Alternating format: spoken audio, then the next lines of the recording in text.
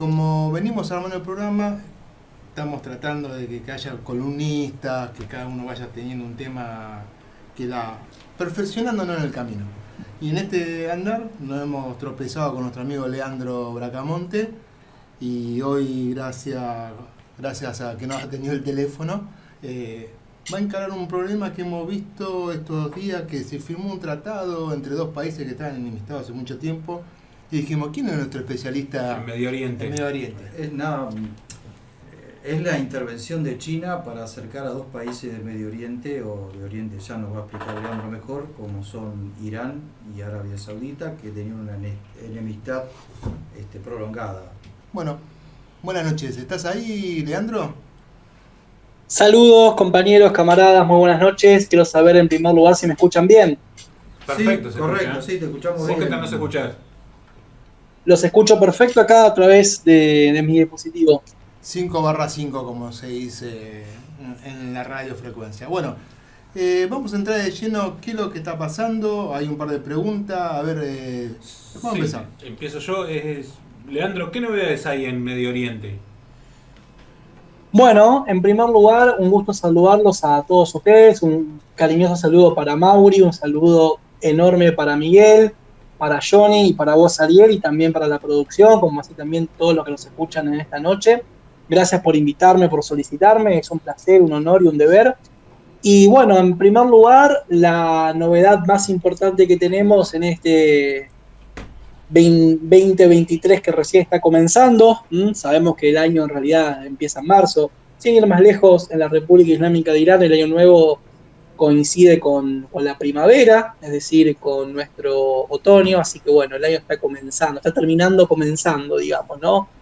La semana que viene los iraníes van a estar festejando Año Nuevo y bueno, ¿no? La novedad más importante que tenemos en este 2023 yo creo que sin duda es este acuerdo de revinculación diplomática firmado entre el Reino de Arabia Saudita y la República Islámica de Irán con triangulación de la República Popular China, que esto, bueno, cambia un esquema muy importante de lo que era Asia Occidental. Asia Occidental es la región que comúnmente se conoce como Medio Oriente, pero recordamos, para poco a poco ir incluyéndolo en nuestra terminología, que Asia Occidental es un término más acertado, dado que, bueno, decir Medio Oriente conlleva la cosmovisión eurocéntrica del mundo, ¿no? Nosotros, siendo Hispanoamérica, tenemos que corrernos de esa terminología, tenemos que corrernos de esa cosmovisión del mundo, porque, bueno, ¿no? Es decir, cada continente, cada civilización tiene derecho a verse a sí misma como centro y no como una periferia de otra. Te habla Eduardo Mauri, Leandro.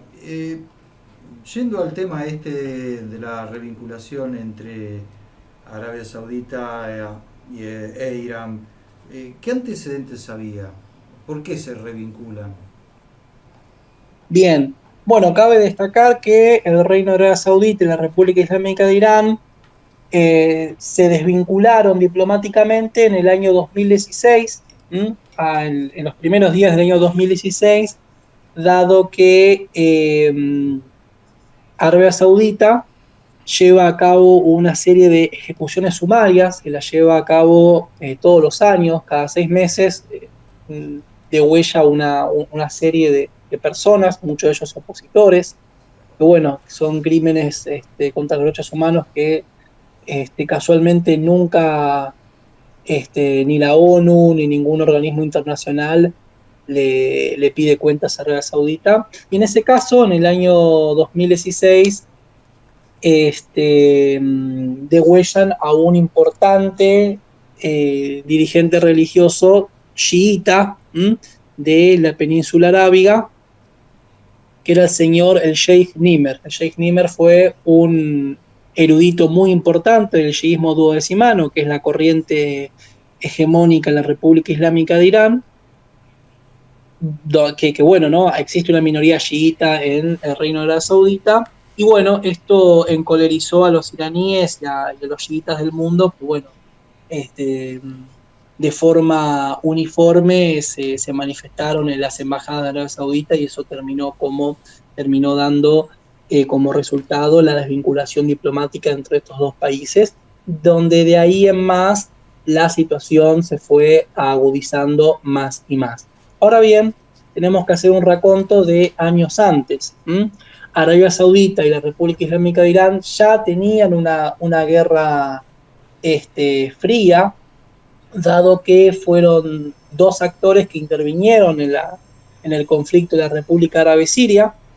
El Reino de Arabia Saudita oficialmente apoyó a un grupo extremista fundamentalista de nombre An-Nusra, que cometió muchísimos crímenes y tenía el objetivo de derrocar al gobierno de Bashar al-Assad.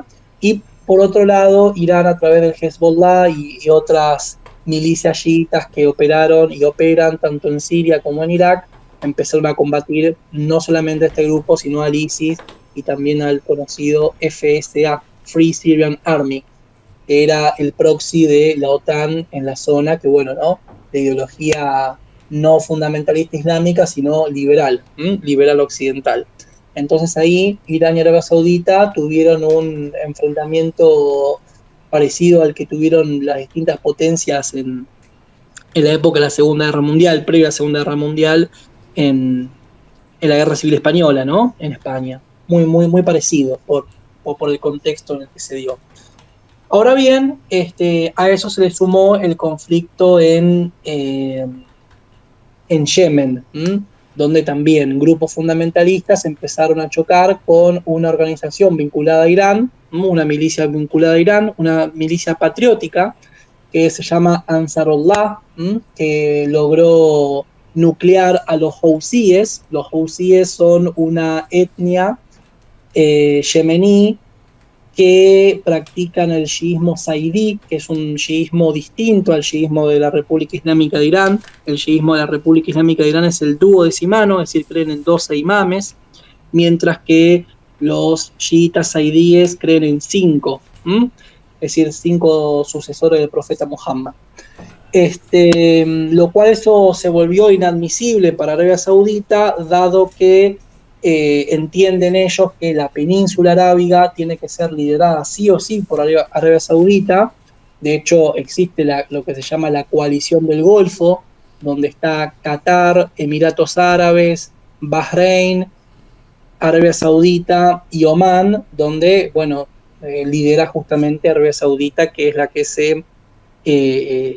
la que supuestamente, en teoría, tendría que brindarle seguridad a toda la península arábiga. Entonces, esta insurrección contra el gobierno títere que ellos pusieron en Yemen, vendría a ser ellos lo entienden como un peligro para la seguridad de todo el Golfo. Y aquí se encontraron con un problema muy grande, porque nosotros, por lo general en Occidente, entendemos que todo el mundo islámico, en especial la península arábiga, es todo lo mismo, pero no es todo lo mismo.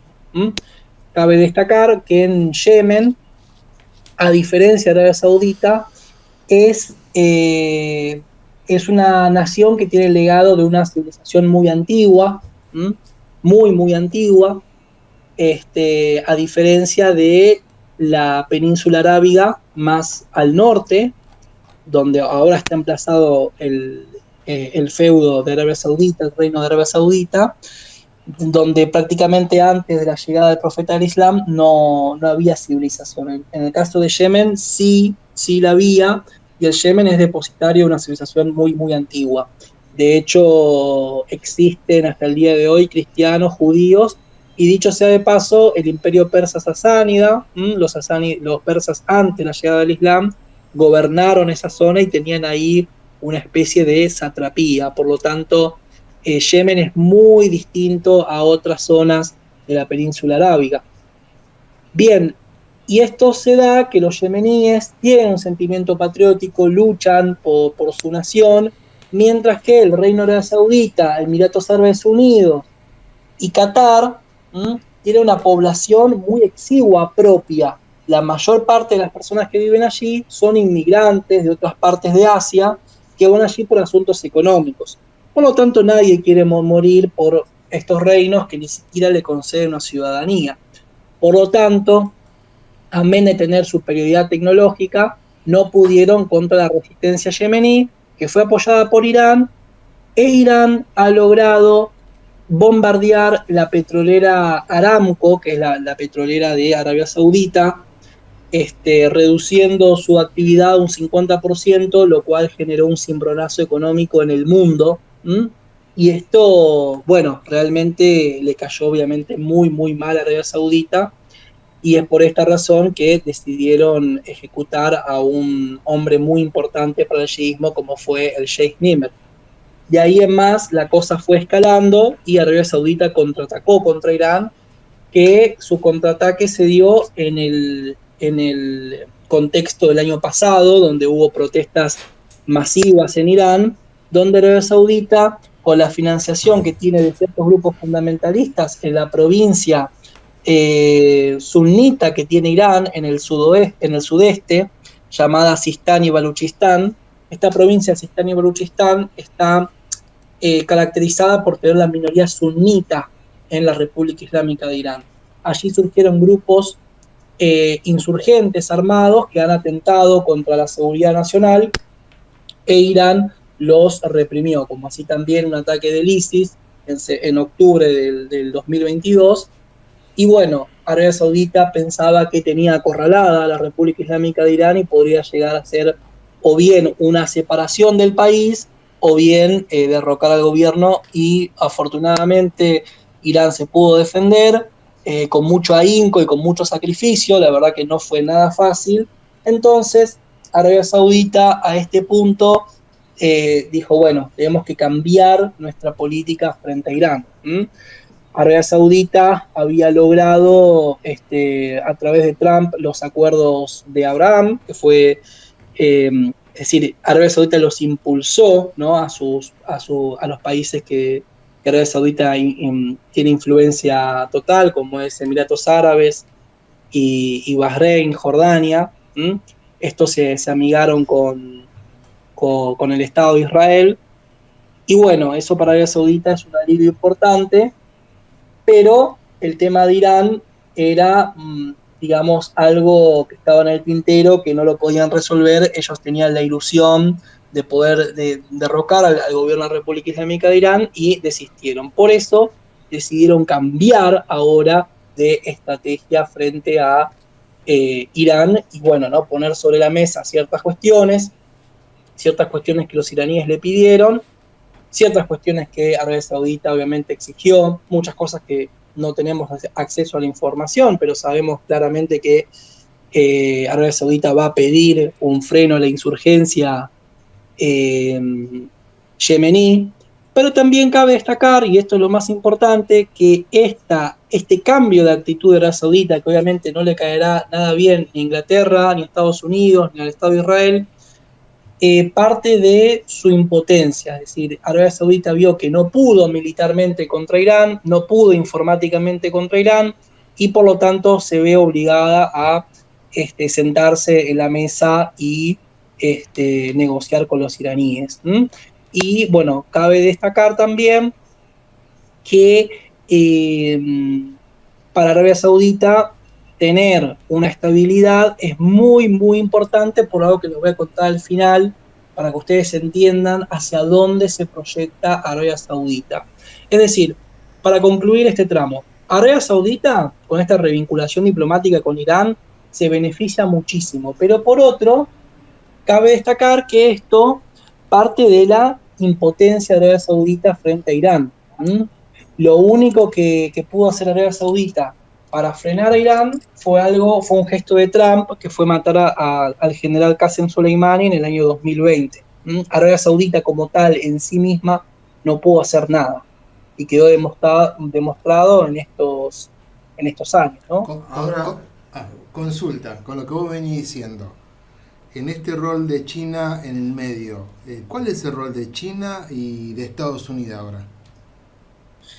Bueno, esto es muy importante de tenerlo en cuenta y analizarlo, porque hasta hoy hasta este 2022, 2021, 2023, estos últimos 3 años, digamos, nosotros entendíamos que había una superpotencia que era la que tenía influencia total en Asia Occidental y en el centro de Asia, que era Estados Unidos, ¿no? Con las invasiones a Afganistán, a Irak, y que bueno, ¿no? Era el mandamás del Asia Occidental, donde además, bueno, tiene todavía, por supuesto, el Estado de Israel, que claramente tiene intereses compartidos. Ahora bien, cabe destacar que empezaron a existir, empezaron a influir otros actores de peso en la zona. El primer antecedente de otro actor importante en la zona es la Federación Rusa.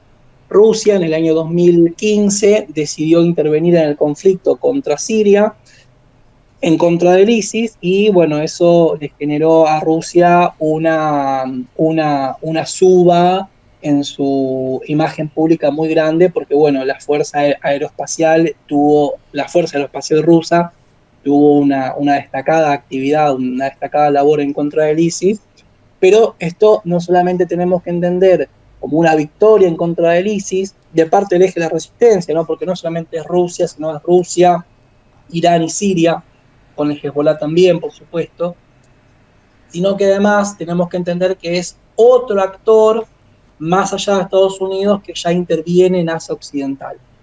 Después, por otro lado, tenemos a la República Popular China, que la República Popular China tiene para el año 2050 un proyecto económico global, conocido en inglés como One Road, One Belt, conocido en castellano como la Nueva Ruta de la Seda.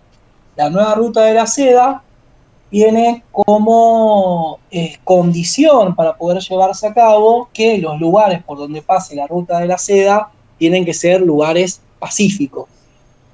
¿Para qué? Para que el comercio pueda fluir y pueda generarse todo ese circuito económico que ellos tienen proyectado. Por lo tanto, han estado tomando acciones calificadas y escalonadas con vistas a largo plazo. Uno de los lugares que China entiende que tiene que ser un lugar seguro sí o sí es el Golfo Pérsico. El Golfo Pérsico tiene 2 orillas, la orilla iraní y la orilla saudí, o sea, una orilla árabe y una orilla persa. Por lo tanto, el hecho de que Arabia Saudita e Irán se amiguen es para China una prioridad muy importante. Por eso mismo, el antecedente es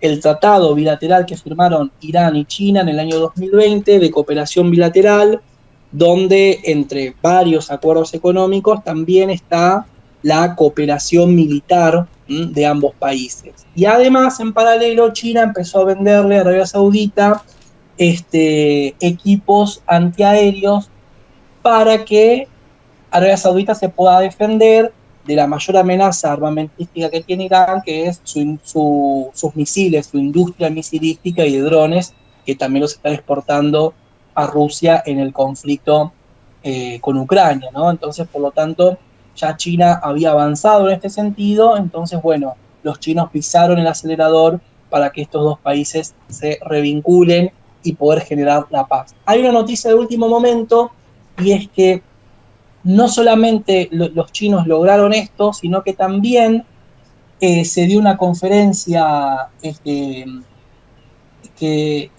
cuadrilateral entre 4 actores, que son la República Popular China, la Federación Rusa, la República de Turquía y la República Árabe Siria.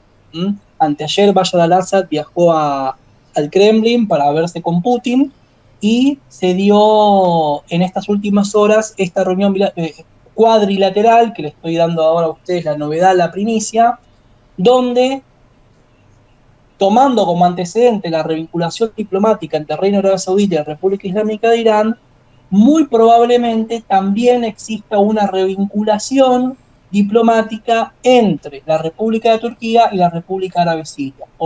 Por lo tanto, se estaría pacificando otro foco de conflicto en el Asia Occidental, más conocido como Medio Oriente. Esto nos tiene que llevar a conclusiones muy grandes. Es decir, Estados Unidos tuvo como rol la desestabilización de toda esa zona con sus intervenciones militares, fogueando distintos conflictos, y ahora Rusia y China, de alguna forma u otra, lo que están haciendo es intervenir para pacificar. No porque sean buenos, sino porque tienen intereses que tienen como condición la paz en esa zona. Ahora, Recordemos Leandro, que... te quería Sí, preguntar, ¿esto marca prácticamente un avance hacia la multipolaridad, aunque no le guste a la OTAN, Estados Unidos y a Occidente? yo creo que sí, yo creo que no hay duda de esto, teniendo como antecedente también que hace poco hubo una amenaza formal contra la República Argentina de no fabricar para los chinos. Esto quiere decir que ahora China tiene suficiente influencia no solamente en Asia Occidental, sino también en África, sino también en Sudamérica, que antes eran 3 zonas seguras de Estados Unidos y de la OTAN. Esto es más que claro. Ni que hablar que otro antecedente importante de la multipolaridad es el hecho de que se pueda avanzar defensivamente en contra de la OTAN, que es lo que ha hecho Rusia el año pasado, el año 2022, con la operación militar especial en Ucrania. Esto hay que tenerlo en cuenta porque es un antecedente que nos deja de cara a un mundo que está cambiando, que ya no es el mundo de la unipolaridad después de la caída del muro de Berlín. Cabe destacar esto y es muy importante. Hace poco lo escuché a Guillermo Moreno, a quien como persona lo respeto como compañero y bueno, valoro lo que él hace políticamente, pero bueno, la verdad que en lo personal tengo muchas diferencias, sobre todo en el ámbito de la geopolítica. Él tiene una actitud muy pro-estadounidense, lo cual la verdad que como peronistas tenemos que recordar que el golpe de Aramburu, de Onganía y de Videla no hubiesen sido posibles sin el aporte de la inteligencia norteamericana. Esto hay que tenerlo en cuenta. Sean demócratas o republicanos, el proyecto de Estados Unidos es que Hispanoamérica sea el patio trasero. Por lo tanto, yo creo que como nacionalistas argentinos no podemos apoyar nunca nada que tenga que ver con Estados Unidos. No quiere decir que nos tengamos que amigar sin condiciones con Rusia, con China, para nada, pero bueno, tenemos que entender que acá existe una hegemonía y que nosotros queremos que nuestro país sea el hegemónico. Esto hay que tenerlo muy en cuenta, ¿no? La revolución fundante, y la revolución fundante es contra la hegemonía que prima acá. Y una de las cosas que decía Guillermo Moreno es que después de lo de Ucrania el mundo se va a unir contra China para sabotearlo a China. Hay que ver qué entiende él por mundo, ¿no? Pero lo cierto es que este relato de Guillermo Moreno, en mi humilde opinión, y como compañero peronista lo digo, no buscando algún conflicto de orden personal, porque reitero, lo respeto, no tiene correlato con la realidad. Nosotros estamos viendo que cada vez más y más países de peso, que son potencias regionales, están revinculándose a través de China y están logrando pacificar muchas zonas. Es decir, difícilmente haya un mundo que se una contra China. No quiere decir que de existir una hegemonía china, que eso lo veo muy poco probable que exista una hegemonía mundial china. Ya les voy a decir por qué, sean buenos, ¿no? Simplemente estoy diciendo que el siglo XXI, que es el contemporáneo de nosotros, Asia tendrá un rol muy importante. Ahora, con todo este reordenamiento que vos estás haciendo en el mundo árabe, hay un actor muy importante que es Israel. Digo, me parece que alguna actitud en política internacional va a tomar con su aliado histórico Estados Unidos. No se va a quedar sentado viendo cómo se reordenan enemigos y vuelven con nuevos intereses. Más teniendo el primer ministro que tienen, lo virulento que es. Es peligroso para Israel el primer ministro que tienen en este momento. Sí, es cierto, aunque también tenemos que tener en cuenta de que, bueno, Benjamín Netanyahu es bastante bravucón en el sentido de que, digamos, constantemente se la pasa lanzando amenazas, y bueno, Israel está en una posición defensiva. Eso tienen que recordarlo todos, lo tenemos que recordar todos. A partir del año 2006, cuando Israel pierde contra el Hezbollah, el sueño de Gran Israel se terminó para siempre. Es decir, la agresividad israelí está en un plano defensivo hoy por hoy. Lo cual no quiere decir que haya que subestimarlo, pero hoy por hoy Israel está en una posición defensiva. Eso no quiere decir que sea bueno, ¿no? Porque contra los palestinos siempre son agresores. Ahora bien, lo que me pregunta Miguel es muy importante y es lo que nos estamos preguntando todos, ¿no? Es decir, al ver que Arabia Saudita diversifica sus vínculos diplomáticos y tomando una vía que claramente al eje anglosionista, es decir, Estados Unidos, Inglaterra e Israel, le cayó mal, indubitablemente, hay que ver del otro lado qué pieza mueven y por dónde.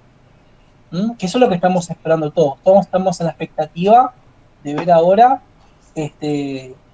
digamos, la OTAN en Asia Occidental, qué carta juega.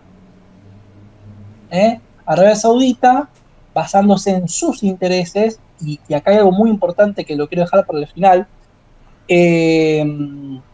diversificó sus vínculos diplomáticos, solucionando un conflicto que tiene muchísimo tiempo. Vamos a ver ahora qué otra carta se juega.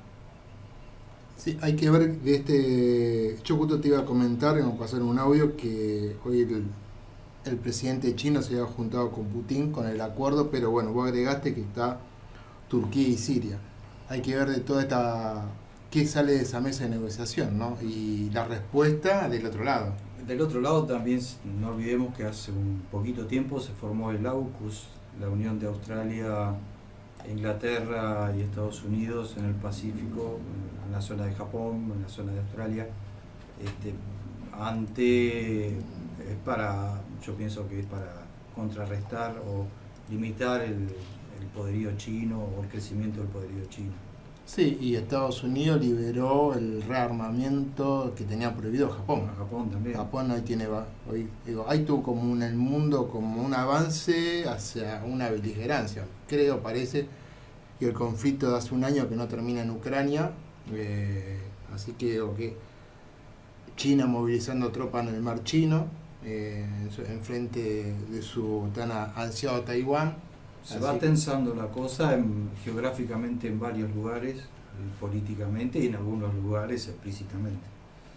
Así que También hay que tener en cuenta una cosa, dos, mejor dicho, o tres en realidad. Punto número 1, que inmediatamente después de haber firmado la revinculación diplomática entre Arabia Saudita y la República Islámica de Irán, ambos países manifestaron el deseo de ingresar al BRICS. Punto número 2. La Organización de Cooperación de Shanghái, donde están los países de Asia Central, ex Unión Soviética, como Tayikistán, Uzbekistán, Kazajistán, Kirguistán, y donde obviamente están China y Rusia. Irán está como país observante, pero formalmente pidió la entrada también a esa organización de cooperación, lo cual esto lo ingresaría a Irán a una órbita de influencia geopolítica más importante.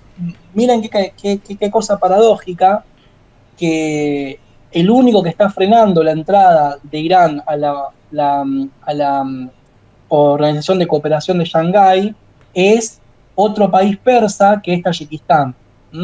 Esto es bastante interesante, ¿no? Que Tayikistán, siendo hermanos en la lengua, en la cultura, le digan a los iraníes que no. Ya veremos cómo soluciona el tema de Tayikistán, pero bueno, Irán está decidido a entrar formalmente en la Organización de Cooperación de Shanghái. Y por último, sin antes olvidarme de Arabia Saudita, que lo vamos a dejar para el final, para que se queden todos, que Xi Jinping ha sido reelegido como mandamás de la República Popular China. Recordemos que la República Popular China tiene un sistema de gobierno aristocrático, donde, bueno, no es que se vota popularmente, sino que, bueno, la estructura del PSC, es decir, el Partido Comunista Chino, de forma aristocrática y meritocrática, es muy, muy interesante. Recomiendo las obras del sinólogo Silos, que tiene mucho material de sinología, es decir, estudios de la República Popular China, que son muy, muy interesantes para entender China, más allá del palabrerío de Infobae, que habla todo el tiempo de dictadura distópica y bla, bla, bla. Pero bueno, es muy interesante porque el hecho de que haya sido reelegido Xi Jinping nos da la pauta de lo que logró este hombre en estos 20 años. Recordemos que en estos 20 años le robó el 90% de los mercados del mundo a Estados Unidos, nada más y nada menos. Eso logró hacer Xi Jinping junto a toda la tecnocracia aristócrata del Partido Comunista Chino, y bueno, apostaron nuevamente por él, y esto no es una noticia menor tampoco. Sí, hubo como una especie de desplazamiento del poder del Partido Comunista. Hace poco en el Congreso anual se veía como la fuerza lo retiraban amablemente a uno de los ministros que se habían puesto, porque creo que se puso como jefe extraordinario a la altura de Mao, Xi Jinping, la última movida que yo vi que estaba haciendo ahí en el Congreso Extraordinario chino. Sí, Xi Jinping es una de las personas más influyentes de la historia de la República Popular China, donde esto también cabe destacar que, bueno, la República Popular China ya tiene una visión sobre sí misma distinta. Ahora se consideran no quien borró la historia dinástica de China, de la China milenaria, sino de que ahora el Partido Comunista Chino, el PSC, es una dinastía más de la China milenaria, y que además hay 3 personajes que son los más importantes: Mao Zedong, Deng, que fue el de las reformas económicas, y ahora Xi Jinping, ¿no? Entonces tenemos un periodo socialista, un periodo capitalista, que fue el de Deng, que fue el de desarrollo capitalista, y ahora tenemos un periodo de la China imperial, que es el de Xi Jinping, ¿no? Es la China que se lanza a la conquista del mundo. Y hay que ver, bueno, ahí dónde nos paramos como argentinos. Se viene todo un recomendamiento mundial de una geopolítica donde lamentablemente nuestros políticos no están a la altura de las circunstancias, me parece. Qué bueno sería tenerlo al general Perón en estos momentos, ¿no? Sí, sin dudas, el general Perón, aunque bueno, él ya está descansando junto con el señor, ahora nos toca a nosotros poder generar una clase política que sea esclava del pueblo y que ponga a Argentina en el lugar que se merece. Si bien me estoy corriendo un poco del tema, me gustaría comentarlo. Yo creo que el hecho de que la República Argentina haya obtenido el Mundial de Fútbol del año pasado es un signo importante, porque creo que nos inyecta de convencimiento a todos los argentinos de que Argentina puede estar en lo primero del mundo. Yo tengo mucho contacto con las colectividades asiáticas, y siempre comento cómo era la Argentina cuando vinieron los padres y abuelos de nuestros vecinos japoneses, coreanos, chinos, cómo es ahora Corea, Japón y China, y cómo es Argentina, ¿no? Entonces, esa paradoja, ¿no?, de cómo era Argentina en 1950, con una cifra de pobreza ínfima, y cómo es ahora. Yo la verdad que como argentino tengo toda la esperanza de que Argentina puede estar nuevamente en los primeros planos del mundo y con una de las mejores calidades de vida del mundo.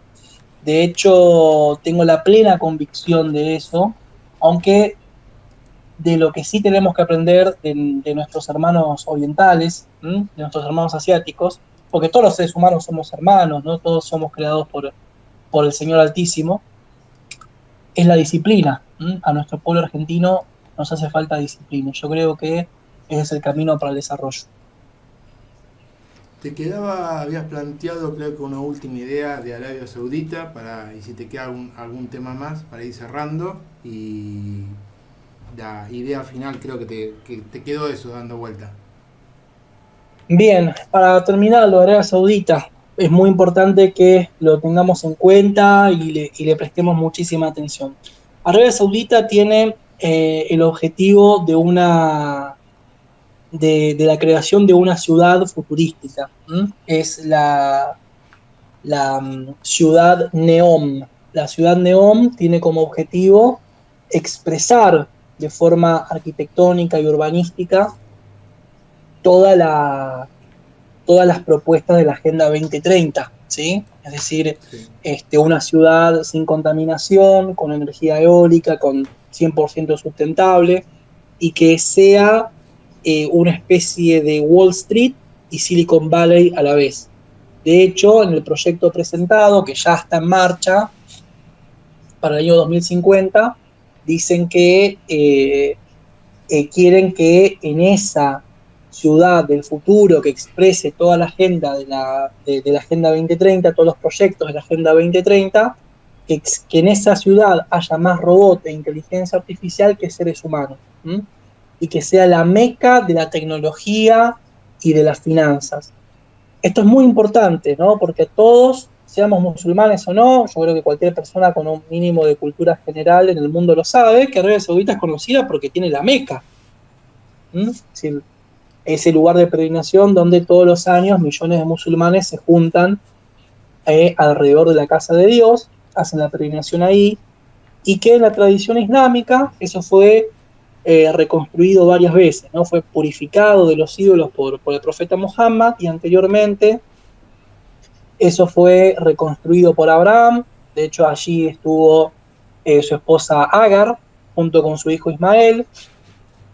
De la misma forma, eso fue también construido después del diluvio, reconstruido después del diluvio por Noé. De hecho, la tradición islámica, Noé vivió lo que hoy sería la isla de Bahrein, y después se fue a la Mesopotamia, lo que hoy es Irak. De hecho, para los musulmanes chiitas, en el santuario de Najaf está la tumba del profeta Noé, y a su vez fue construido originariamente por Adán, es decir, Adán como no solamente el primer hombre, el primer ser humano, sino también el primer profeta de Dios, ¿no? El primer mensajero de Dios, es decir, aquel que le fue legado la guía divina, aquel que se le ha enseñado los nombres, aquel a quien se le dio la ciencia, ¿no? Entonces ese lugar nos conecta con los padres espirituales de la humanidad y los padres carnales de la humanidad, es decir, Noé, Adán y Abraham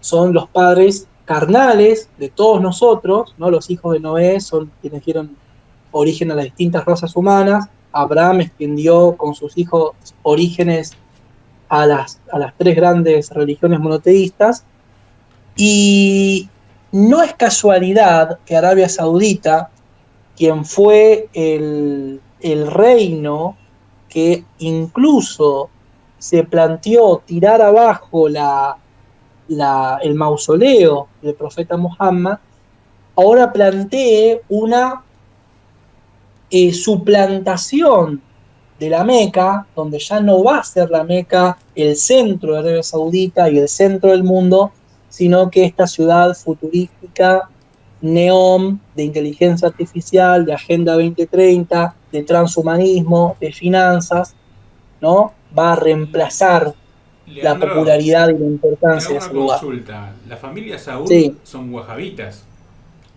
La familia Saud como tal es una familia que tiene como origen étnico, eran judíos de esa zona, ¿sí?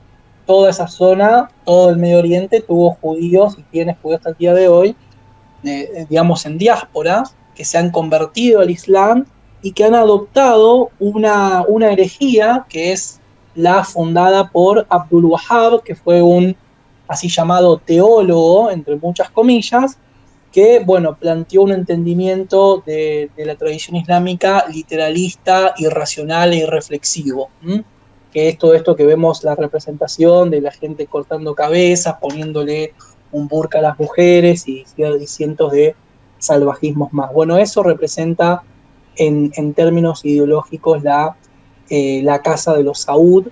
Y bueno, no es casualidad, ¿no?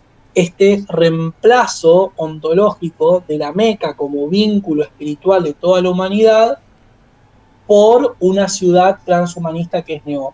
Entonces ellos, bueno, en ese objetivo que tienen de construir Neom, tenían miedo de que, así como los iraníes a través de Ansarullah pudieron bombardear Dubái con drones y misiles, que bueno, que Neom pueda ser bombardeada, y por esa razón, por ahora, se brindaron a este proyecto de paz con los iraníes y la regulación diplomática, ¿no? Yo creo que esta es una data que por lo general no abunda y que seguramente a ustedes, a que nos escuchan, les va a venir muy, muy bien. Bueno, Leandro, ya sabes, dentro de 10, 15 días te vamos a solicitar de nuevo, porque quedaron varias cosas del tintero, ya estamos cerrando el programa.